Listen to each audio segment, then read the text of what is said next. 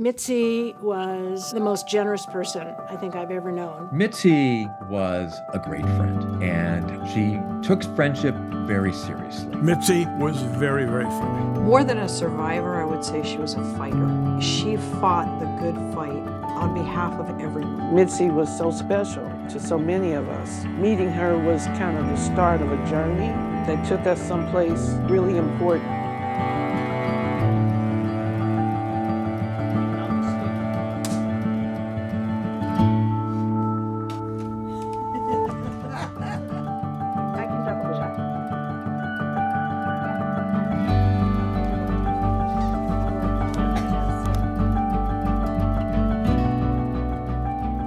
It was a good day. It was a really good day. The first time we met Mitzi, we went to go see The King's Speech with her and her husband Bill and with Harvey Stromberg. That's right, in Santa Monica. It was an afternoon show, and Harvey is a mutual friend and a very good friend of ours and a longtime friend of Mitzi's. They were friends for over 40 years. Harvey had been telling us, you've got to meet Mitzi. You've got to meet Mitzi. And so he arranged for us all to go to the movies that day, and we saw The King's Speech, which was a fabulous movie. And then we all went out to lunch together after and got to know each other. Somewhere on the promenade. Yeah, I can't remember that part, but yeah. Mitzi, I was trying to remember, I think was a friend of mine or somehow befriended me, connected to Chamber Music Palisades because she loved the idea of having music in the Palisades. We're both straightforward, no nonsense people. We liked that about one another. And in fact, we forged a nice friendship. She and I even went and took Harvey's current events class at Santa Monica College together. You know, I first met Mitzi through someone who I'm sure you will talk to or have already spoken with, and that's Harvey Stromberg.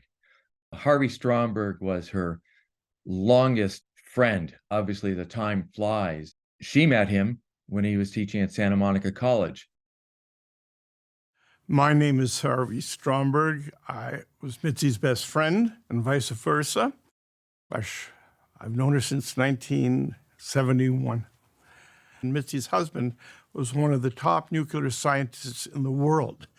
And they had just come back, as I said, from China. They wanted to learn more. As I understand the story, she had met him because she learned about a class he was teaching, and I believe it was about China. And Bill and Mitzi say, would you guys like to join us at Polly's Pies, which used to be a place here in Santa Monica?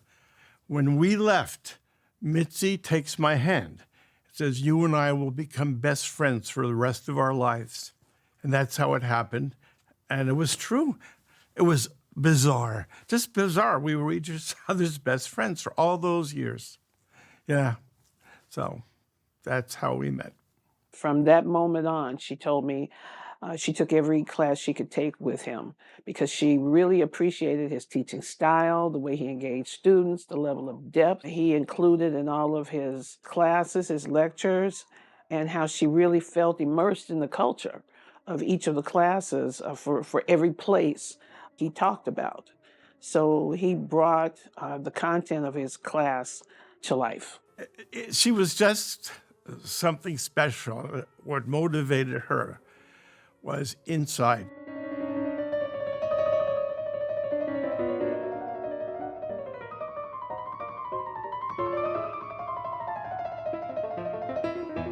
Did you know the story about her when she was 10? And I didn't realize she was such a good piano player. Apparently she was playing Flight of the Bumblebee, which is not easy. So she decided to bake brownies and have a little sale at her house. So she charged 25 cents for people to come listen to her play Flight of the Bumblebee so that she could raise money for the children in this hospital in Colorado. And she raised, I don't know, less than $3, but in 1936 terms, I suppose, was enough, and sent that money to those kids in the hospital.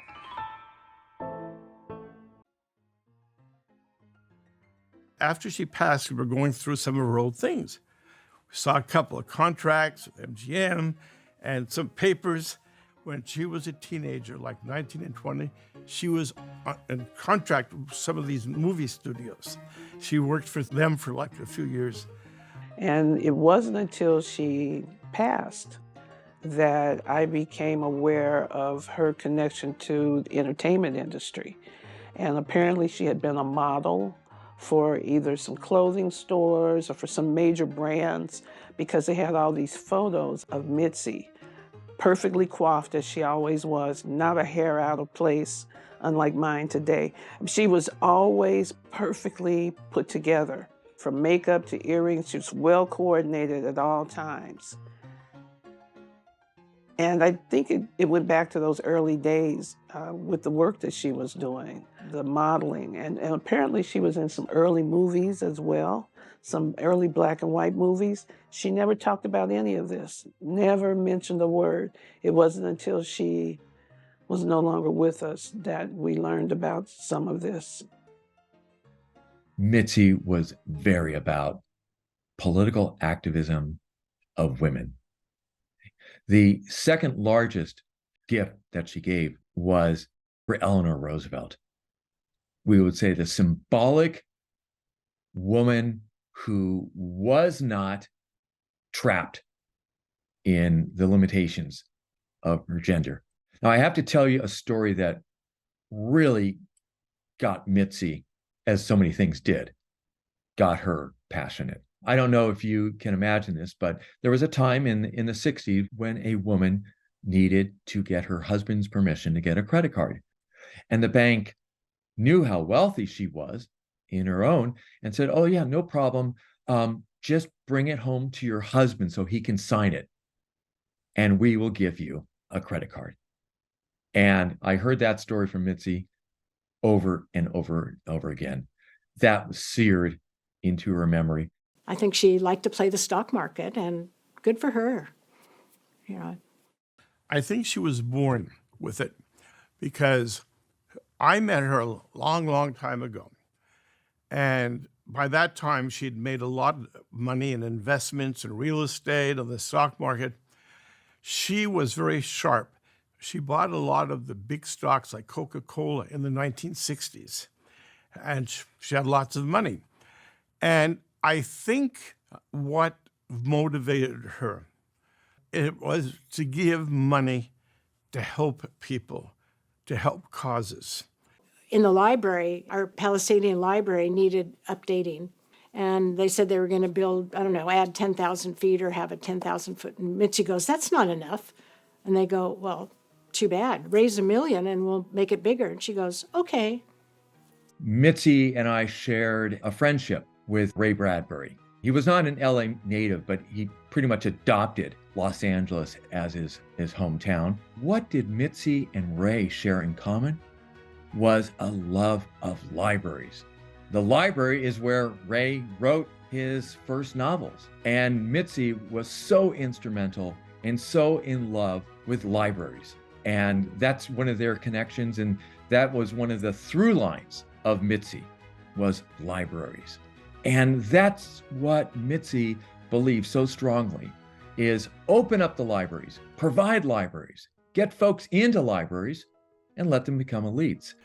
She had a lot of friends. She was in the gardening club up in Pacific Palisades. Pacific Palisades, that was her area. That was her domain. She was interested in books, and she gave a lot of money to not only the library, but other societies with books. She never stopped learning, never stopped learning. She was an Angelino, a native Angelino, which at her age was rare. She always shared her privilege in ways that was really kind of remarkable. Yeah. As Mitzi came to I would say a suspicion that she had more years behind her than she had in front of her, she really wanted to leave something that memorialized a love of learning and her love for Harvey. A great way to do it was through Santa Monica College. Not just the college, but the emeritus program, which is education to the community, to the, generally speaking, we would say the mature members of the community. shocked, just shocked. Mitzi and I could keep no secrets from each other. I don't know how she kept that from me for a long time. I've donated my own money to SMC because my whole life was there. It's the only job I ever had. I was hired when I was 22. I taught for 47 years, and then I figured it was time for somebody else to take my place. I loved it, and in those 47 years, I only missed 8 classes. That's how much I loved it. I never married, and people asked why. Don't you miss not having children? I said, I had about 55,000 students. They were my kids. So I had a good life. Harvey was present. A lot of people were present who had taken classes from Harvey over the years. So there was a nice representation of people across the spectrum of his career. And Mitzi, of course, was there, and a number of the staff from the foundation, SMC Foundation.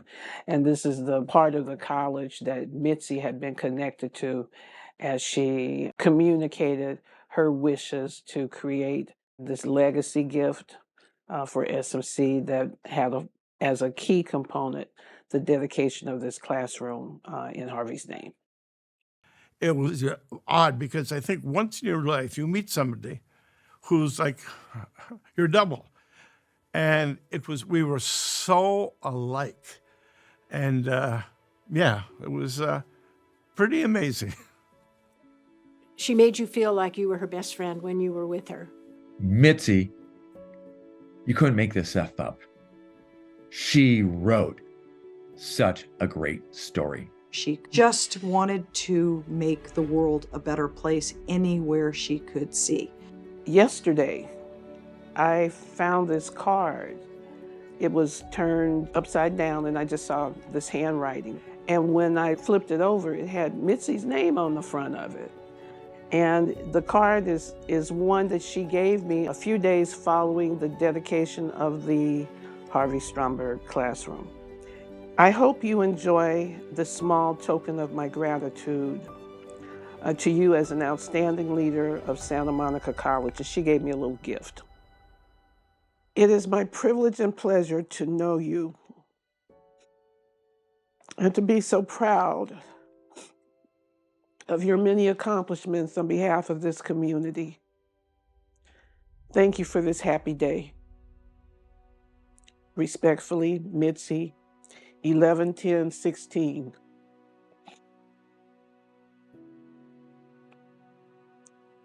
And I'm happy to be with you again in this way.